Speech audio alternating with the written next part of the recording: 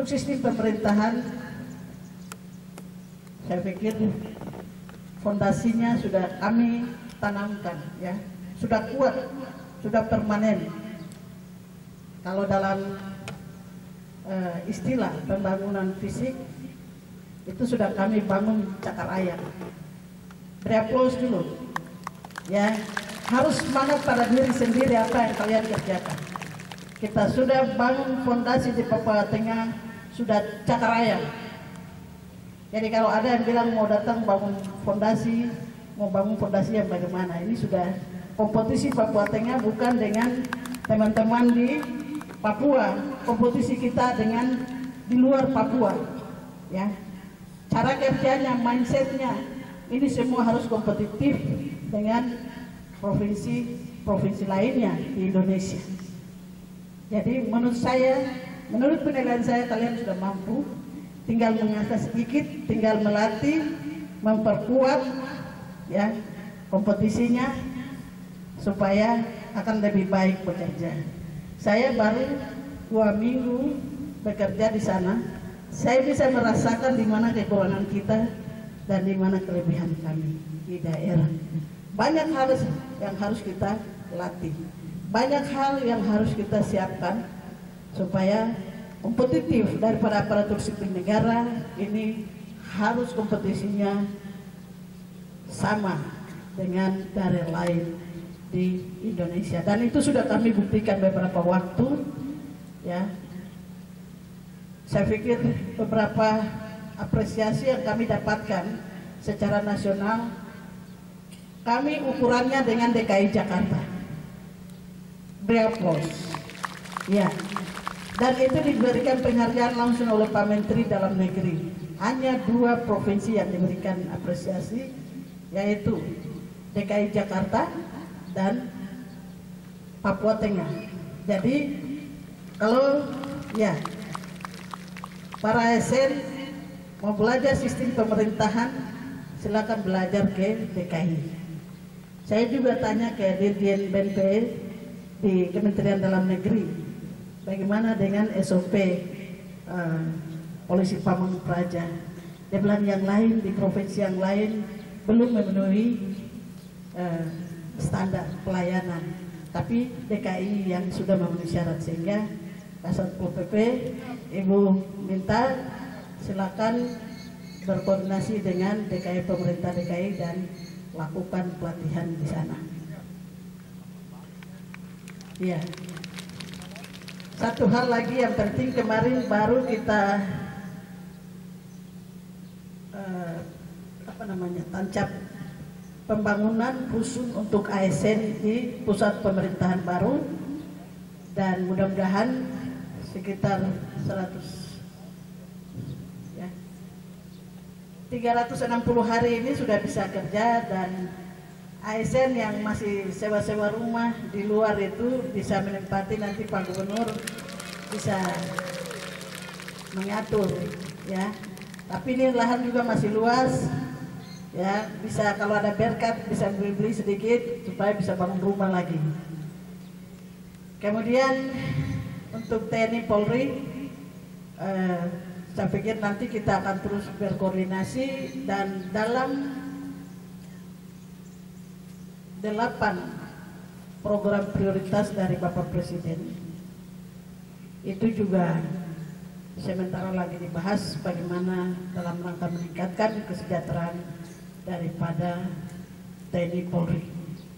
Mudah-mudahan ini akan terus sampai dengan ke bawah, ke unsur yang paling terendah. Kami akan terus memberikan masukan untuk peningkatan kesejahteraan ini, bukan hanya ASN, tapi TNI Polri pun harus mendapatkan bagian daripada kesejahteraan terhadap aparatur. Sebagai pejabat gubernur, saya pikir untuk semua kepala dinas sudah saya antar dengan baik, semua masih sehat, jumlah lengkap. Hanya kalau saya hitung ada 2 yang dipanggil oleh Tuhan. Yang pertama mantan asisten 1, Bapak Alusius Geo, itu sudah mengakhiri purna tugas sebagai aparatur sipil negara, dan yang kedua mantan Kepala Dinas Pertanian, itu pun beliau sudah sakit pada saat kita rekrutmen. Yang lainnya masih sehat-sehat. Dan untuk ASN juga saya belum dapat laporan, baru 2 saat tercatat, ya mungkin Tuhan panggil, selebihnya masih sehat semua. Ibu antarkan dan Ibu akan serahkan sebentar kepada Pak Pejabat Gubernur Provinsi Papua Tengah untuk menjaga semua aparatur sipil negara yang ada di pemerintah Provinsi Papua Tengah. Sebagai pejabat gubernur juga saya sudah kaderkan para PJ Bupati ya dari unsur ASN kami, dan sekarang mereka sudah ambil tongkat estafet ini. Ibu sudah siapkan, mudah-mudahan bisa layani masyarakat dengan baik dan semua unsur yang lainnya. Saya pikir kalau unsur TNI dan Polri punya kesatuan, ya kami hanya bisa membangun mitra dan koordinasi kerja, tetapi kami juga memberikan masukan ke tugas saya adalah ke Bapak Wakil Presiden, sehingga kami juga melaporkan bahwa semua unsur bekerja dengan efektif di daerah, dan beliau berkenan akan datang berkunjung di Papua Tengah dalam waktu dekat.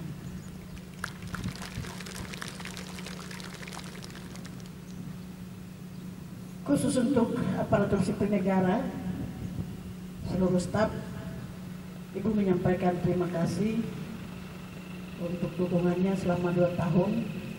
Kita bersama-sama bekerja, dan selanjutnya akan dinakodai oleh Bapak PJ Gubernur, juga adalah bagian dari keluarga besar kita, dan sudah mengenal persis siapa kita semuanya. Ibu harap untuk bekerjalah dengan takut akan Tuhan dan dengar-dengaran, taat, loyal, disiplin, itu menjadi bagian daripada aparatur sipil negara, khususnya ASN kita.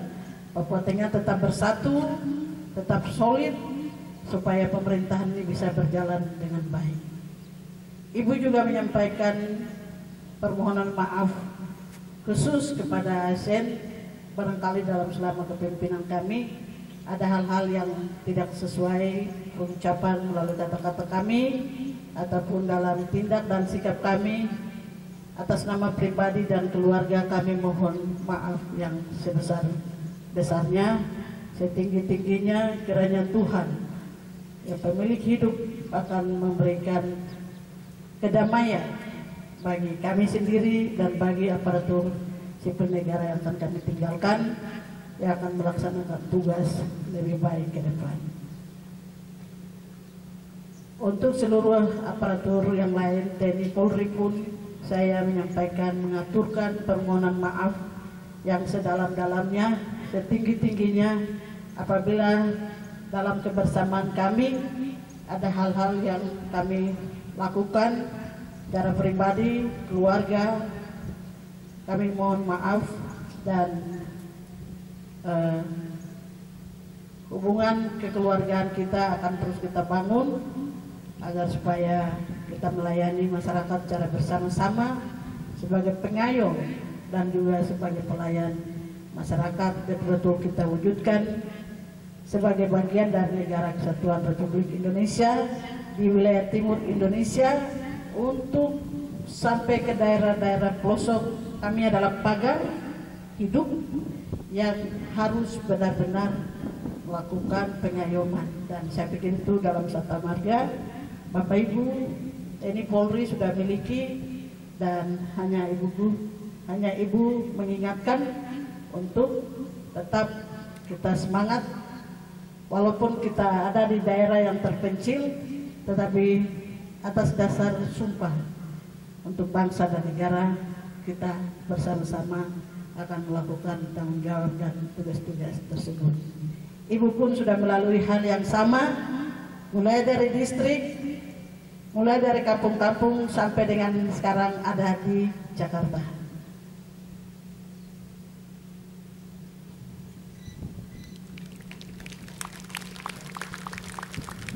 Bukan suatu hal yang mudah. Sudah sekitar 27 tahun sebagai aparatur sipil negara sudah melakukan hal itu. Sudah menyiapkan diri, dan hari ini kami ada di Jakarta karena kami sudah mengerjakannya kurang lebih 27 tahun yang lalu. Hari ini Ibu Gubernur sudah pangkat 4E, artinya posisinya memang sudah harus di Jakarta.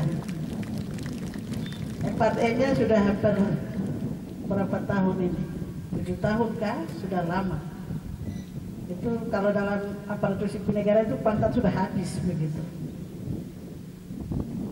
Dan Ibu juga sudah melalui penjenjang karir mulai dari PIM, orang dulu sebut PIM 5, PIM 4, PIM 3, PIM 2, PIM 1 sudah lengkap. Seluruh ASN di Provinsi Pulau Papua yang ikut PIM 1 cuma kalian punya ibu sendiri. Begitu. Tercatat di lembaga negara dari unsur ASN PIM 1 hanya tercatat sampai dengan hari ini Ibu Kifka Halu. Ya, saya pikir ini ibarat kita memasuki lubang jarum. Kalau di TNI Polri saya tidak tahu biasa sebut apa. Yang terakhir apa?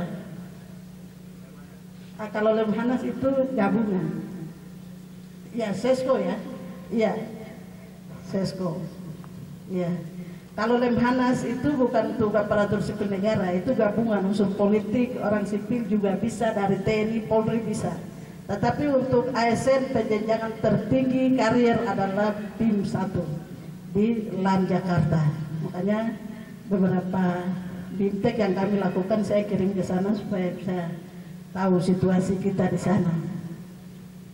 Jadi ya menurut saya seatnya sudah lengkap lah. Jadi kalau hari ini kita ke Jakarta mewakili Papua membangun jembatan emas antara Jakarta dan Papua, saya pikir itu bukan kebetulan. Ya, tetapi tentunya kita harus mulai, dan kita mulai dari sebuah perencanaan. Tahun 2006 saya sudah rencanakan saya akan melakukan penjenjangan sampai di Jakarta, dan Tuhan sudah mendengar doa itu melalui Bapak Wakil Presiden, melalui Bapak Presiden dan Bapak Wakil Presiden. Kementerian Dalam Negeri mempercayakan kami sebagai representatif orang asli Papua di lembaga negara yang besar, yaitu pada Kabinet Merah Putih. Kami ada di sana. Mudah-mudahan bisa bekerja secara baik, menggambarkan tentang kehidupan kita di Papua, seluruh aparatur. Itu khusus untuk ASN. Kemudian kami akan masuk pada program Bapak Presiden.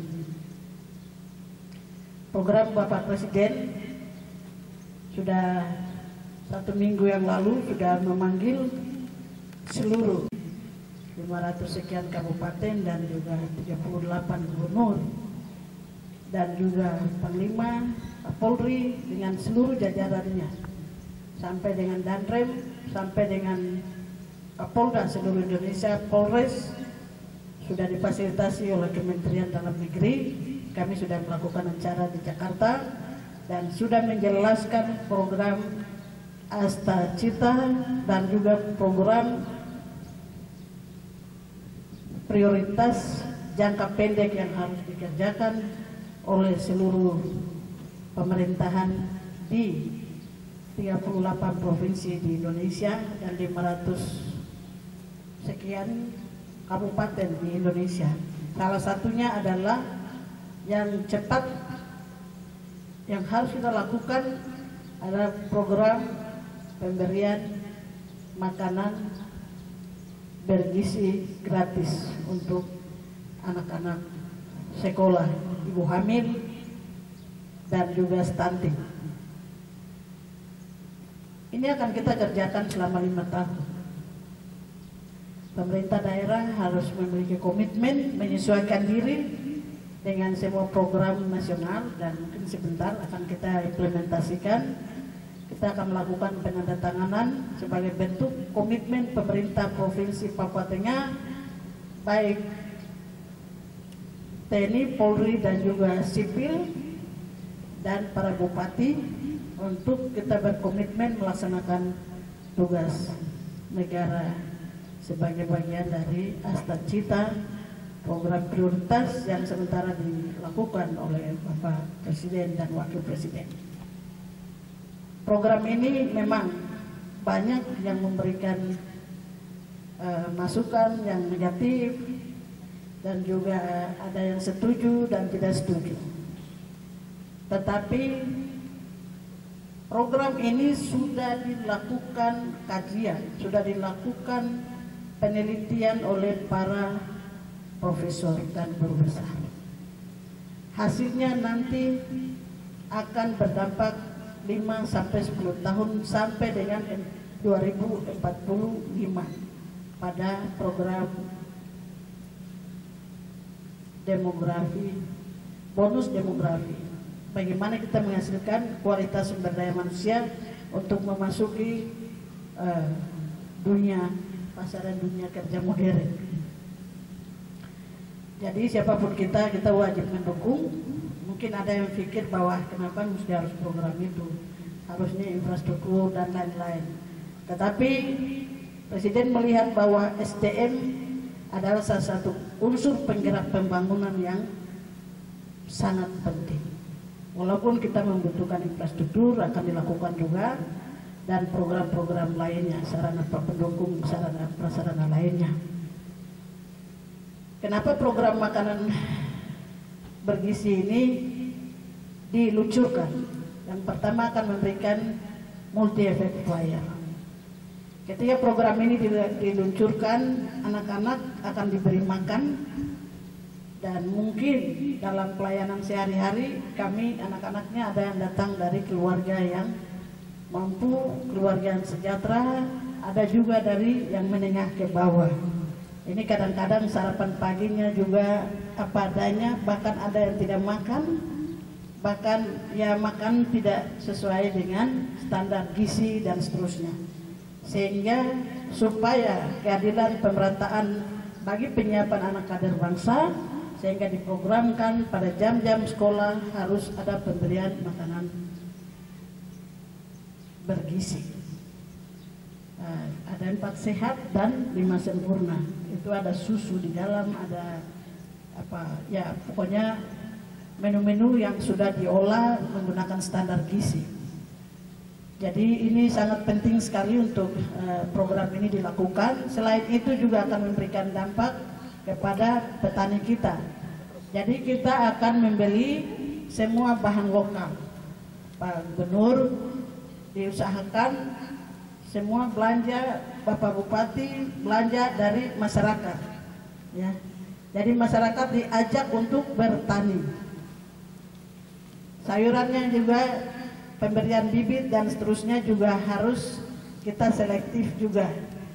Nah, kira-kira nanti postur menunya seperti apa, wortel, buncis, lain-lain, ya kita juga harus lakukan pembagian bibit supaya masyarakat petani kita dapat nilai tambah dari hasil jual. Bila perlu tidak bawa ke pasar, mungkin bisa bawa ke dapur-dapur pengelolaan makanan gizi gratis. Jadi Bapak Bupati dan Ibu nanti menyesuaikan supaya program ini betul-betul disiapkan. Nanti siapkan program dapur umumnya di mana. Selain itu juga akan ada rekrutmen SDM-nya. Jadi orang yang bekerja akan diangkat juga. Jadi ini juga akan mengurangi lapangan kerja. Jadi ada dampak ekonominya, ada dampak tenaga kerja, pendapatan, pengurangan pengangguran, stuntingnya juga kita dapat, kemudian manajemennya juga kita dapat. Jadi ada multi multiplier. Jadi program ini sangat penting sekali. Sehingga ini sederhana, tetapi yaitu kalau kita mau dapatkan investasinya SDM, itu tidak bisa 1-2 hari kita lihat hasil seperti kita bangun kantor. Kantor ada uang, ada barang, kantor sudah berdiri. Cakar langit pun bisa kita buat dalam 1-2 tahun. Tapi membangun SDM pasti puluhan tahun.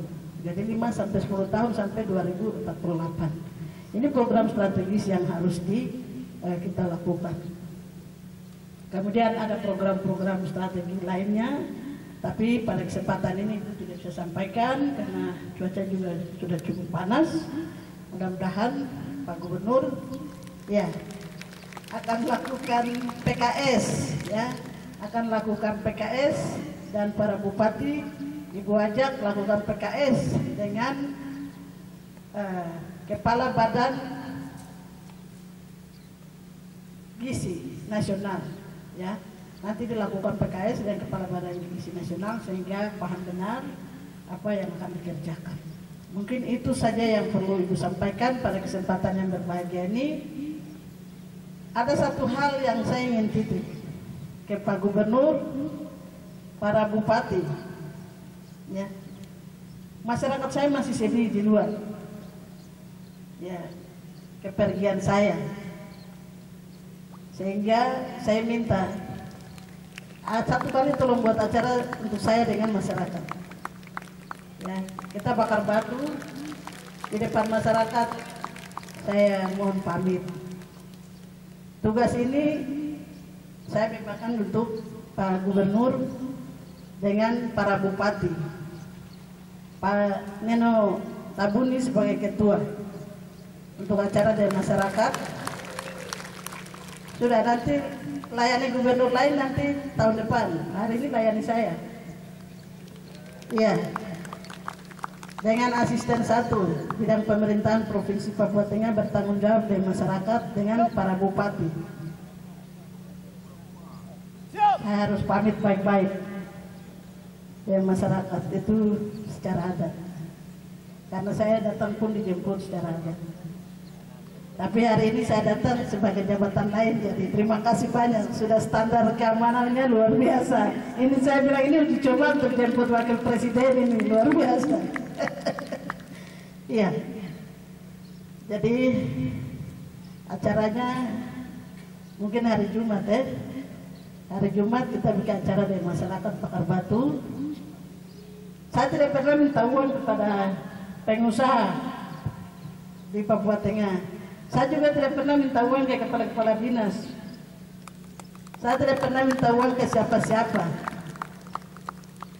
Jadi saya minta acara saya hari Jumat, tolong hadirkan masyarakat saya. Untuk saya pamit baik-baik sebagai anak adat Papua, untuk saya bekerja dengan baik di Jakarta.